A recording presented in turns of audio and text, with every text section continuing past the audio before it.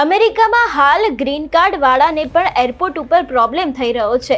જેમની પાસે green card છે અથવા તો પછી ગ્રીન કાર્ડની વેલિડિટી પૂરી થવાની છે, એ લોકો અત્યારે હાલ શું કરવું? શું ખરેખર તે લોકોને પોતાનું ગ્રીન કાર્ડને રિન્યૂ કરાવવું કે પછી ત્યાંની સિટીઝનશીપ લઈ લેવી? તે દરેક વાતને લઈને ક્યાંક ત્યાંના લોકો મૂંઝવણમાં છે. અને ખાસ કરીને જેટલા પણ ભારતીય ત્યાં ગયા છે, જે લોકોની પાસે ગ્રીન કાર્ડ છે તેની વેલિડિટી પૂરી થઈ ગઈ છે, એ લોકોના મનમાં પણ એક જ સવાલ છે કે શું ખરેખર એ લોકોને ગ્રીન કાર્ડ છે તેને રિન્યૂ કરાવવું કે પછી ત્યાંની સિટીઝનશીપ છે તેને લઈ લેવી?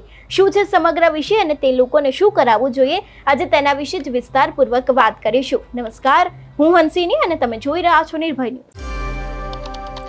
ગ્રીન કાર્ડના એક્સપર્ટ્સનું માનીએ તો અત્યાર સુધી ક્લીન રેકોર્ડ ધરાવતા ગ્રીન કાર્ડ હોલ્ડર જો હાલ સિટીઝનશીપ માટે એલિજિબલ થઈ ગયા હોય તો તેમણે મોડું કર્યા વિના નેચરલાઇઝેશન માટે અપ્લાય કરી દેવું જોઈએ.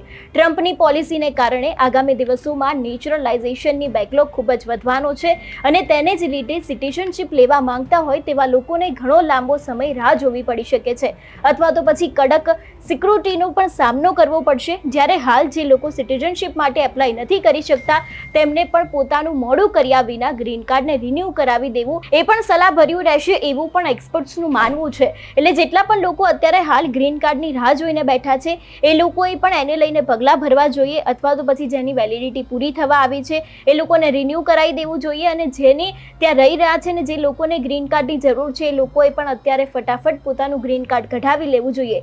કારણ કે કદાચ આગામી સમયમાં ટ્રમ્પના જે નિયમો છે એ પણ બદલાઈ શકે છે એવી પણ ક્યાંક શક્યતાઓ દેખાઈ રહી છે.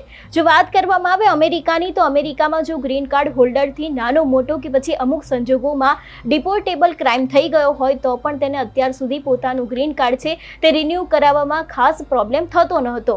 પરંતુ ટ્રમ્પ ક્યારે આ સિસ્ટમને બંધ કરી દે તે અંગે પણ હાલ કંઈ કહી શકે તેમ નથી.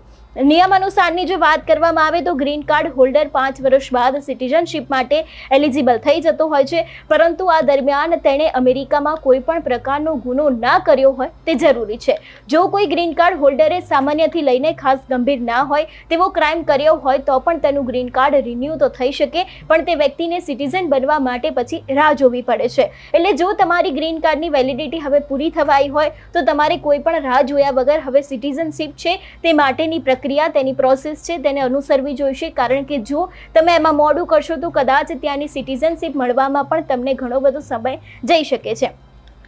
એક્સપર્ટ્સનું માનીએ તો આવા કેસમાં મોટે ભાગે યુએસસીઆઈસી ગ્રીન કાર્ડ હોલ્ડરને સિટીઝનશીપ આપતા પહેલા 3 થી 5 વર્ષ ક્લીન જોઈશે એવું કહીને નેચરલાઇઝેશનની પ્રોસેસને ડિલે કરતી હોય છે. અને જો ક્રાઇમ સિરિયસ હોય તો ડિપોર્શનનો ખતરો પણ રહે છે. અત્યારના નિયમો પ્રમાણે ગ્રીન કાર્ડ એક્સપાયર થઈ ગયા બાદ પણ તેના રિન્યુઅલ માટે એપ્લિકેશન કરી શકાય છે અને ત્યારબાદ એક્સપાયર થઈ ગયેલ ગ્રીન કાર્ડની વેલિડિટી ઓટોમેટિકલી 36 મહિના સુધીની વધી જાય છે.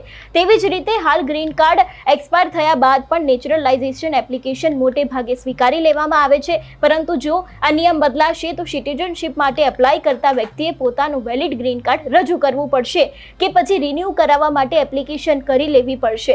એટલે ખાસ કરીને તેના માટે પણ તે લોકોને કોઈક ને કોઈક પુરાવો આપવો પડતો હોય છે. અને ગ્રીન કાર્ડ રિન્યુઅલની ફી $465 છે, જ્યારે નેચરલાઇઝેશનની ફી છે તે $710 સુધીની પણ થઈ જાય છે. એટલે જેટલા પણ લોકોનું ગ્રીન કાર્ડ અત્યારે હાલ એક્સપાયર થઈ રહ્યું છે એ દરેક લોકોએ પણ સિટીઝનશીપ માટે અત્યારે પોતાનું કામ છે જે પ્રોસેસ છે તેને શરૂ કરી દેવી જોઈએ. કારણ કે જો તે લોકો અત્યારે આ પ્રોસેસને હાથ નહીં ધરે તો કદાચ તેમની જે સિટીઝનશીપ છે તે પણ કદાચ પાછળ ઠેલાતી જઈ શકે છે. તમને આ માહિતી કેવી લાગી અમને કમેન્ટ કરીને ચોક્કસથી જણાવજો. તેની સાથે જ અમારી ચેનલ નિર્ભય ન્યૂઝને લાઇક, શેર અને સબસ્ક્રાઇબ કરવાનું ભૂલશો નહીં. નમસ્કાર.